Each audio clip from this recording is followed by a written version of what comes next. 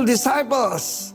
Saya sampaikan bagaimana seorang murid yang sederhana, Ananias dari Damsyik, meletakkan tangan atas Saulus dari Tarsus yang menjadi penganiaya orang Kristen, menjadi rasul. Nah sekarang di dalam Kisah Rasul 16, dia menemukan seorang putra bernama Timotius. Ayahnya seorang Yunani. Apa yang sedang kita hadapi hari-hari ini? Gen Z kita berbahasa Inggris. Pola pikirnya bukan cuma Western, itu pola pikirnya Yunani. Dan kita tahu di dalam Yunani itu maka heteroseks itu kelas bawah. Kalau yang atas tuh LGBT, IQ dan sebagainya.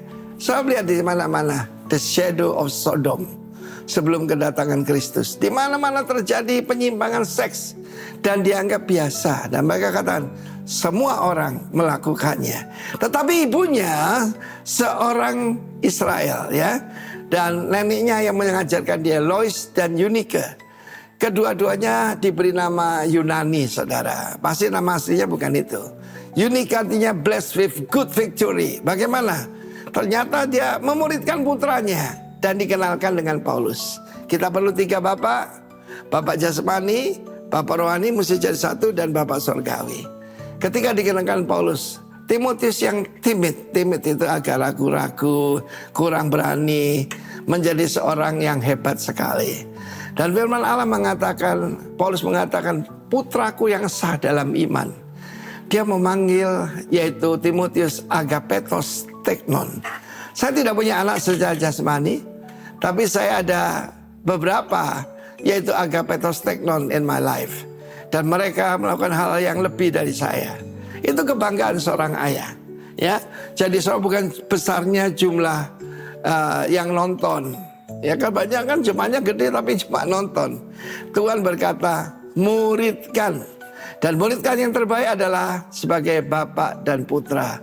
Dan dia berkata, Rasulullah berkata, banyak sekali pendidik, tapi tidak banyak bapakmu. Akulah bapakmu dalam iman.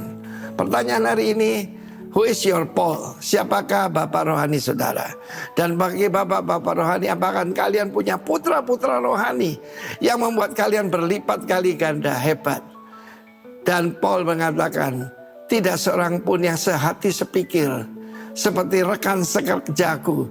Dari murid jadi rekan sekerja, saudara ya.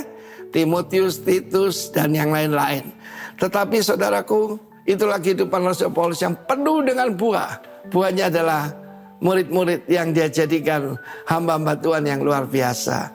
Dalam kehidupan saya ngerti pelajaran ini.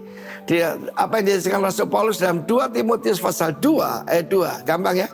2. Nah, saudaraku, kita lihat di sana dia memberikan instruksi pada Timotius. Apa yang kuajarkan kepadamu juga dengan penumpangan tanganku atasmu. Percayakan pada orang lain yang dapat dipercaya, yang juga cakap mengajar orang lain. Saya perhatikan ada 4 generasi pemimpin. Apa end product dari sebuah pelayanan atau gereja? Kingdom leaders. Ini 4 generasi dan saya mengikuti saja pola dari hamba Tuhan yang hebat dan sukses ini. 4 generasi pemimpin. Saya memuridkan Pak Roni memuridkan Gunawan, saudaraku Yosua Gunawan, dan kemudian saya akan pergi ke Taiwan akhir bulan ini, ketemu dengan Immanuel. Itu sudah generasi keempat. Dan di tengah-tengah kesulitan mereka berbuah luar biasa. Saya juga akan yaitu meresmikan gedung baru dan ulang tahun ke-35 daripada Rock Mataram. Gedungnya lebih besar dari lembah pujian, saudara. Ya, maksudnya kapasitasnya, bukan kompleksnya juga cukup besar. Ada sekolah dan sebagainya. Berbuah bagi Yesus, hasilkan buah-buah yang tinggal tetap. God bless you warga kerajaan. Jangan jadi penonton. Haleluya. Amin.